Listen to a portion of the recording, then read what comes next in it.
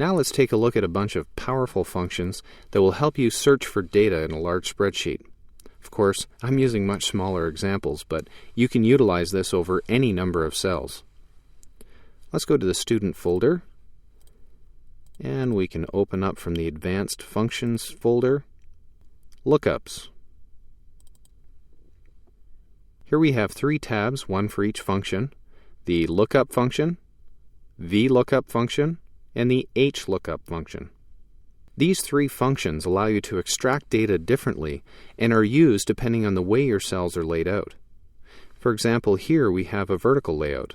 We have the from and to salary range, and then our taxation amount. Here in cell G5, the taxation percentage will appear when you enter a salary here. So let's start by entering a salary of $5,000. You notice that $5,000 has a taxation rate of 0, and we've accurately calculated that. Let's go ahead and say $12,000. $12,000 falls into the 8 to 28,999 range, so we have a value of 11%. Let's look at the formula behind this function. The lookup function has 3 arguments to its statement. First, where is the value that you want me to look up? In this case, it's in G4, this cell. Second, what is the range of cells that you want me to look up? And that's limited to a single column.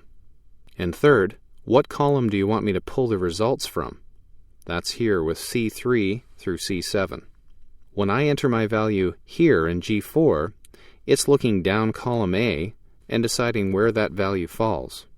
It's a little bit of trickery since the lookup function is always a equal to or greater than.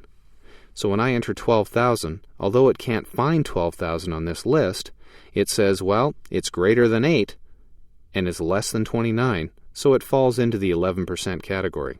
Let's move on to VLOOKUP. You select the VLOOKUP tab, and we'll check out this function. VLOOKUP, again, has 3 arguments. First of all, where's the information coming from? And again, it's in G4. What is the range of cells that I can scan? This time you name the entire range from A3 all the way to A7. And what row am I going to be pooling my results? Let's enter a value for salary so we can examine the results. Let's put in $48,000. And it accurately comes up with 28%. Let's stop to examine. Here, the value in G4 is being compared against the entire range. When it finds the range value, it simply moves across to row 3 and pulls out that percentage for us. Vertical lookup finds the value that you've specified within the range and then moves vertically along that row to the column you've specified. If you have your data laid out in this fashion, either lookup or vertical lookup will have its advantages depending on what kind of data you're trying to pull.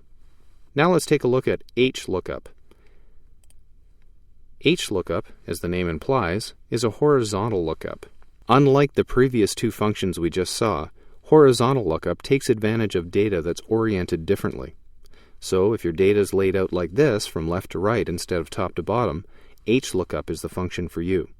And if we break this down, you'll see that in cell D8, where we're asking it to enter salary, we look at the entire range from C2 to G4, and we return the value that's in row 3. In VLOOKUP, it was going to column 3. In HLOOKUP, it'll go to row 3. Now, if we had hundreds of rows and columns within our range of cells that we were searching for, that 3 could be 16 or 78, who knows. But in this particular case, we're asking it to find a value. Let's enter a value of 36,000. So 36,000 is greater than 29, but not quite 45. So in this column, it's going to pull from row 3 the value 22.25%. Well, that's lookup, vertical lookup, and horizontal lookup, 3 very useful functions for pulling data out of a large spreadsheet.